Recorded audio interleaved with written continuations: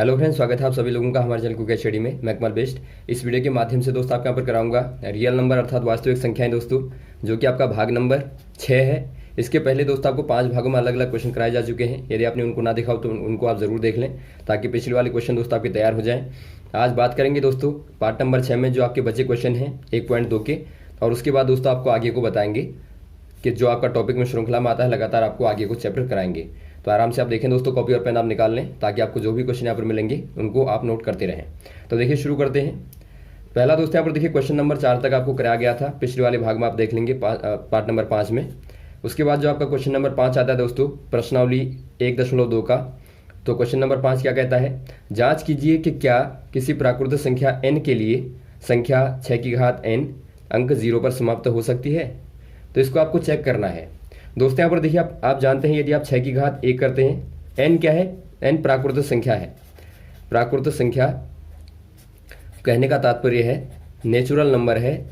Natural number आप जानते होंगे दोस्तों क्या होते हैं, 1 2 3 4 इन्फानाइट तक होते हैं। तो आप यहाँ पर देखिए 1 रखें तो आपको 6 मिलेगा। यदि आप 2 रखें तो आपको 6 गुणा 6 मिलेगा। यदि आप 3 रखें तो आपको 6 गुणा 6 गुणा 6 मिलेगा। यदि आप 4 रखें तो आपको 6 गुणा 6 गुणा 6 4 बार मिलेगा। तो इसी प्रकार से दोस्तों आपको लगातार मिलता रहेगा। अब आप इनको देखें दोस्तों, तो इनके इकाई वाले जो स्थान होते हैं उनमें 6 ही आपको प्राप्त होता है। आप गुणा करके देखिएगा, आपको सब में दोस्तों इकाई में क्या मिलेगा, आपको 6 ही मिलेगा। गुणा करेंगे आप 6 ही मिलेगा। तो 6 में दोस्तों आप कितनी भी घात कर लें, 6 में आपको इकाई वाला अंक क्या मिलता है, 6 ही हमेशा आपको प्राप्त होता है। जैसा कि आपने 5 में देखा होगा, यदि आप 5 की घात n करें दोस्तों, तो हमेशा ही 5 की घात में दोस्तों आपको करने पे इकाई में आपको 5 ही प्राप्त होता है। तो आप कह देंगे 6 की घात n यहाँ पर 0 पर समाप्त नहीं हो सकता। तो इसका आपने यहाँ पर रीजन दे दिया। अगला क्वेश्चन यहाँ पर देखिए, क्वेश्चन नंबर 2 क्या है दोस्तों, क्वेश्चन नंबर 6 वाला। व्याख्या कीजिए कि 7 गुणा 11 गुणा 13 धन 13 और 6 गुणा 5 गुणा 4 गुणा 3 गुणा 2 गुणा 1 धन 5 भाज्य संख्याएं हैं, क्यों हैं। दोस्तों यहाँ पर देखिए, आपको पहले तो यहाँ पर क्या दिया है, 7 गुणा 11 गुणा 13 और धन 13 दिया है। आप यहाँ पर देखते हैं दोस्तों, ये आपके पास में क्या है, ये आपके पास में है अभाज्य गुणनखंड। और आप जानते हैं दोस्तों, कोई भी अभाज्य गुणनखंड यहाँ पर आपके पास में है इस प्रकार से फैक्टर के फॉर्म में, तो ये दोस्तों क्या बनाएंगे, एक प्रकार की भाज्य संख्या को बनाते हैं। भाज्य संख्या को बनाते हैं, जैसा कि दोस्तों आपने पिछले वाले पार्ट में पढ़ा था, जो आपकी अंकगणित की दोस्तों आधारभूत प्रमेय थी। जो आधारभूत प्रमेय थी दोस्तों, वो क्या कहती है, वो कहती है दोस्तों कि किसी भी भाज्य संख्या को आप अभाज्य गुणनखंडों के रूप में व्यक्त कर सकते हैं। तो ये तो दोस्तों आपका क्या हो जाएगा, ये तो आपका भाज्य है ही, क्योंकि आप देखते हैं अभाज्य गुणनखंडों में है। तो आपको बताना है, यदि आप 13 को जोड़ दें तब भी दोस्तों आपके पास में ये भाज्य ही प्राप्त होता है। तो ऐसा क्यों होता है आपको बताना है। यहाँ पर देखिए दोस्तों, यदि आप कर दें, यहाँ पर देखिए दोस्तों, यदि आप अभाज्य, यहाँ पर देखिए दोस्तों, यदि आप भाज्य संख्या में, ये पूरी आपके पास में क्या है, भाज्य संख्या है। भाज्य संख्या में दोस्तों जोड़ दें अभाज्य गुणनखंड को, अभाज्य गुणनखंड को जोड़ दें, तो आपके पास में दोस्तों भाज्य संख्या प्राप्त होती है। क्या प्राप्त होगा, भाज्य संख्या प्राप्त होती है। अब यहाँ पर देखिए, आपने देखा 7 गुणा 13 11 गुणा 13 आपने किया, और यहाँ पर आपने 13 को जोड़ दिया। 13 क्या है दोस्तों, 13 एक प्रकार से आपका अभाज्य गुणनखंड था। यहाँ पर आप देखिए 13 यहाँ पर था अभाज्य गुणनखंड, तो आपने इसी को यहाँ पर जोड़ दिया, तो आपको एक प्रकार से भाज्य संख्या ही प्राप्त होगी। और भी आप देख सकते हैं दोस्तों, यहाँ पर भी आप देखें 6 गुणा 5 गुणा 4 गुणा 3 गुणा 2 गुणा 1 गुणा धन 5 कर दें, तो इनको आप गुणा करेंगे तो आपको भाज्य प्राप्त होगी। तो भाज्य संख्या में दोस्तों आपने क्या जोड़ दिया, अभाज्य गुणनखंड को जोड़ दिया, जो कि आपका इन्हीं में से एक है। तो उसको आपने जोड़ दिया, तो आपको दोस्तों क्या मिलेगा, भाज्य संख्या मिलती है। तो यही कारण होता है कि आपको दोस्तों भाज्य संख्या प्राप्त होती है। अब आप इनको गुणा करके देखेंगे तो ये दोस्तों आपको आराम से क्या दिखाएगा, भाज्य संख्या को दिखाएगा। और एग्जाम्पल के तौर पर दोस्तों आप और भी ले सकते हैं। आपने देखा, माना यदि आप लें दोस्तों, यदि आप लें दोस्तों 3 गुणा 5 गुणा 7 को, और यहाँ पर आप जोड़ दें 7 को, या फिर आप दोस्तों यहाँ पर 3 गुणा 5 गुणा 7 में ही यदि आप 5 को जोड़ दें, या 3 गुणा 5 गुणा 7 में ही दोस्तों आप 3 को जोड़ दें, तो सारी की सारी दोस्तों आपको क्या देंगी, भाज्य संख्याओं को देंगी। आप देखिए, इनको करके देखिए, 3 गुणा 5 क्या होगा, 15, और 15 7 105, और 105 में यदि आप 7 को जोड़ें तो आपको मिलेगा दोस्तों 112, जो कि भाज्य संख्या है। वैसे आप यहाँ पर देखिए 105 में 5 को जोड़ें तो आपको मिलेगा 110 जो कि आपकी भाज्य संख्या है। वैसे आप यहाँ पर 105 में 3 को जोड़ें तो आपको मिलेगा 108 जो कि दोस्तों भाज्य संख्या है। तो आप देखते हैं दोस्तों अभाज्य गुणनखंडों में या फिर आप कहें भाज्य संख्या में दोस्तों अभाज्य गुणनखंड को जोड़ने पे आपको भाज्य संख्या प्राप्त होती है। तो यहाँ तक आप क्लियर करेंगे। उसके बाद दोस्तों बात करते हैं आगे वाले क्वेश्चनों की। अब यहाँ पर देखिए दोस्तों आपको दिया है अपरमेय संख्याओं का पुनर्भ्रमण।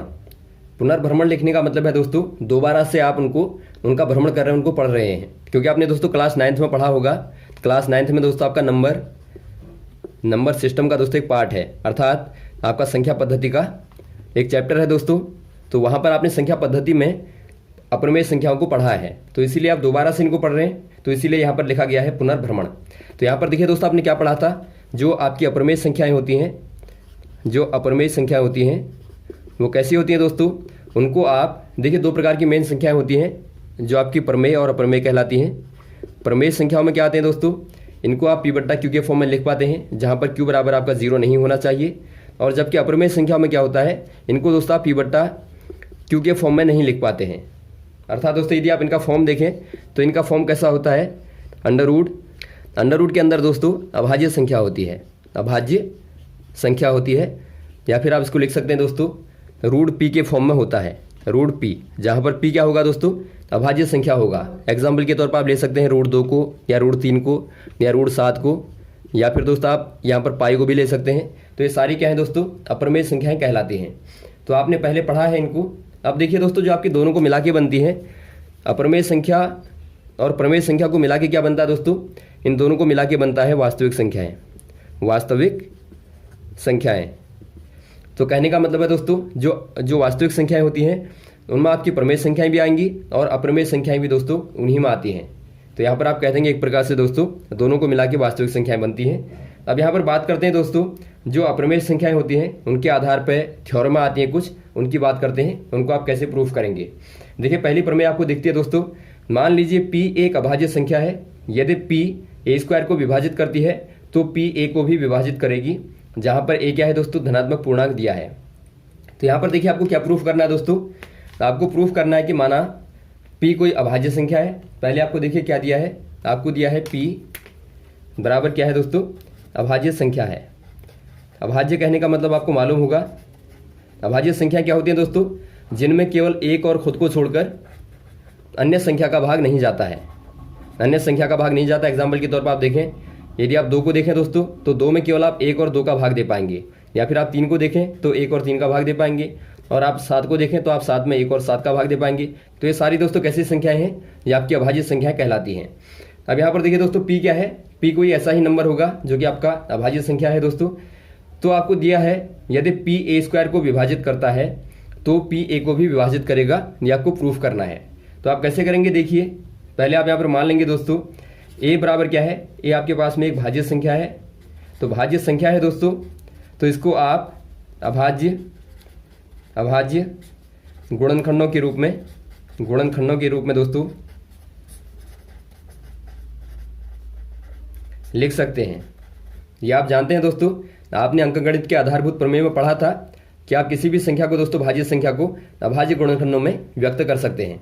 तो यहाँ पर आप मान लेंगे A बराबर दोस्तों आपका P1 गुणा P2 गुणा P3 गुणा डैश करके आप दोस्तों Pn तक मान लेंगे। अब दोस्तों यहाँ पर देखिए आपके पास में P1 से लेके Pn तक यहाँ पर नंबर है, तो ये नंबर दोस्तों आपस में समान भी हो सकते हैं। एग्जाम्पल के तौर पर आप देखते हैं, यदि आप दोस्तों 18 के गुणनखंड करें तो क्या मिलेगा आपको 3 गुणा 2 मिलेगा। तो यहाँ पर आप देखते हैं P1 गुणा P2 गुणा P3।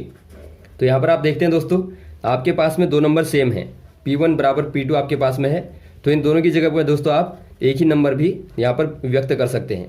तो कहने का तात्पर्य है दोस्तों यहाँ पर बहुत सारे नंबर जो हैं वो सेम भी हो सकते हैं या फिर दोस्तों आपके सेम नहीं भी हो सकते हैं। तो यहाँ पर आप ध्यान देंगे।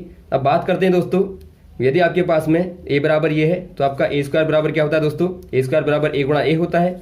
तो इसको दोस्तों आप लिख सकते हैं A गुणा A, कहने का मतलब है A के स्थान पर आप लिखेंगे P1 गुणा P2 गुणा P3 गुणा डैश करके Pn, और दोस्तों फिर से आप गुणा कर देंगे ब्रैकेट के अंदर, गुणा दोबारा से A आएगा तो P1 गुणा P2 गुणा P3 डैश करके Pn तक। तो ये आपके पास में यहाँ पर A² को आपने व्यक्त किया दोस्तों। अब दोस्तों यहाँ पर देखिए हमें दिया है यदि पी ए स्क्वायर को विभाजित करता है, अर्थात दोस्तों हमें दिया है पी ए स्क्वायर को विभाजित करता है, यहाँ पर आपको दिया गया है कि p जो है ए स्क्वायर को विभाजित करता है। यदि दोस्तों p जो है ए स्क्वायर को विभाजित करेगा तो क्या होगा दोस्तों, p एक ए स्क्वायर का गुणनखंड होगा, क्योंकि आप जानते हैं देखिए जो भी नंबर दोस्तों विभाजित करता है, मान लीजिए कोई भी नंबर यहाँ पर किसी को डिवाइड करता है, मान लीजिए यहाँ पर आपका 16 है, यदि आप कहते हैं दोस्तों 2 16 को विभाजित करता है तो जाहिर तौर पर दोस्तों जो आपका 2 होगा वो 16 का क्या होगा, एक दोस्तों गुणनखंड जरूर होगा। और यहाँ पर आप देखते भी हैं कि 2 गुणा 2 गुणा 2 गुणा 2 आपको मिलता है, तो 2 दोस्तों एक प्रकार से 16 का गुणनखंड होता है। तो वैसे ही दोस्तों यहाँ पर भी है, यदि p जो है ए स्क्वायर को विभाजित करता है तो ऑब्वियसली दोस्तों p क्या होगा, तो ए स्क्वायर का एक गुणनखंड होगा।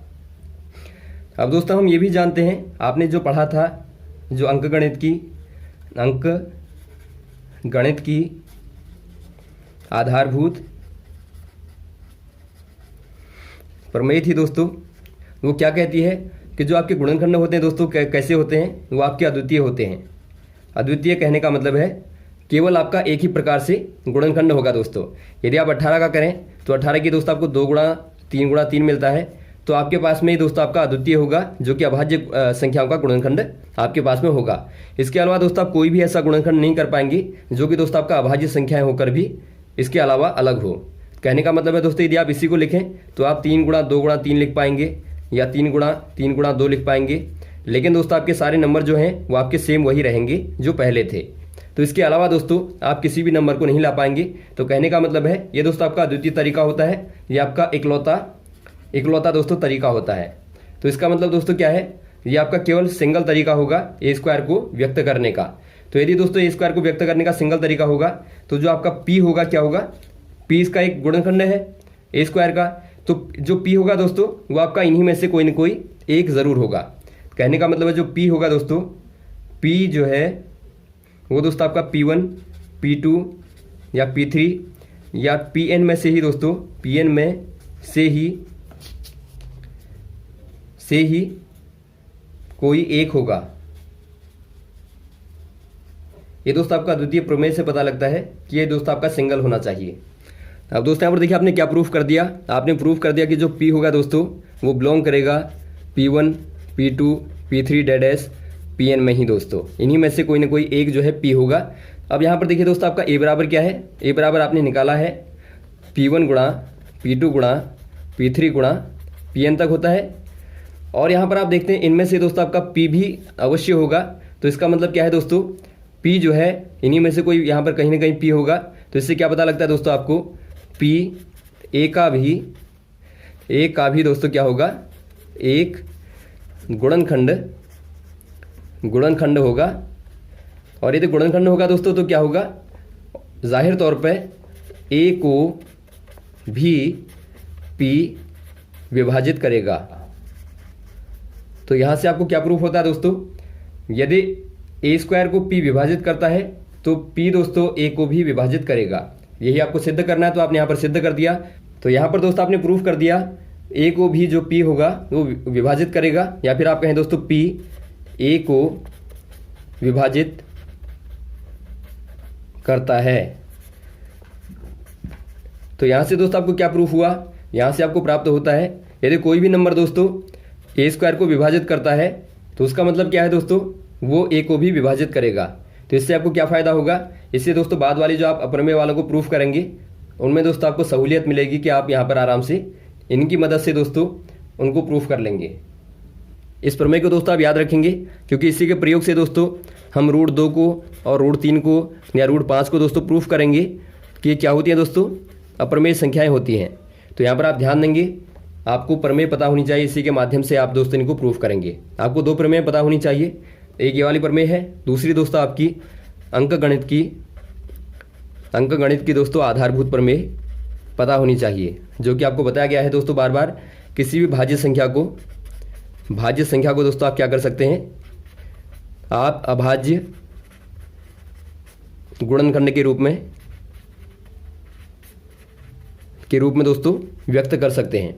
और जो ये तरीका होगा वो आपका कैसा होगा दोस्तों, अद्वितीय होगा।